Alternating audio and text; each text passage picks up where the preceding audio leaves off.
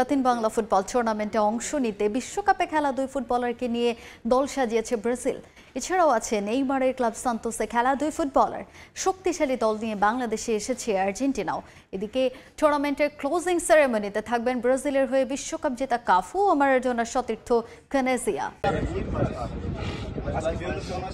ব্রাজিলের হয়ে বিশ্বকাপ খেলা ফুটবলার এখন বাংলাদেশে। আসন্ন লাতিন বাংলা ফুটবল টুর্নামেন্ট এতটাই সিরিয়াসলি নিয়েছে ব্রাজিল যে অনূর্ধ্ব 20-এ খেলা দুই ফুটবলারকে রেখেই দল সাজিয়েছে পরাশক্তিরা। শুধু তাই নয়, আছে নেইমারের ক্লাব সান্তোসে খেলা ফুটবলারও। কম যায়নি আর্জেন্টিনাও। দলে বিশ্বকাপে খেলা কোনো ফুটবলার না থাকলেও তাদের টিমের অধিকাংশ ফুটবলারেরই আছে দেশটির তৃতীয় বিভাগে খেলার অভিজ্ঞতা। তাদের সঙ্গে তাল মিলিয়ে যাতে টেক্কা দিতে পারে বাংলাদেশ, সেজন্য লাল সবুজ দলেও উড়িয়ে আনা হয়েছে প্রবাসী ফুটবলার। সাও বার্নার্ডো একটা ক্লাব, তারা কিন্তু একটা ক্লাব থেকে তারা আসেনি। এখানে সান্তোসেরও দুজন প্লেয়ার আছে, হ্যাঁ সান্তোসের দুজন আছে, তারপরে দুজন লাস্ট ওয়ার্ল্ড কাপ খেলেছেন আন্ডার 20-তে, তারাও এসেছেন। So it's not easy. এইটা কালেকশন করে তারা একটা টিম করে এসেছেন। ইট মিনস তারা বাংলাদেশকে রেসপেক্ট দিয়ে এসেছেন।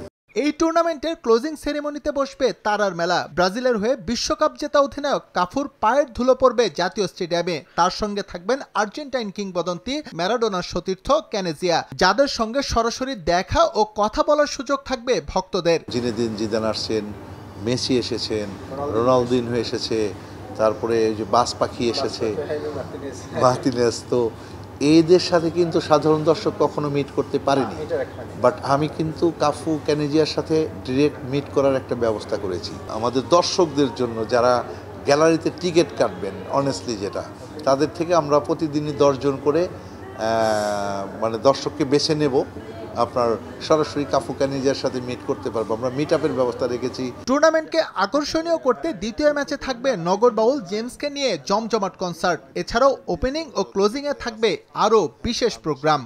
তারপরে এস এম ইকবাল, সময় সংবাদ, ঢাকা।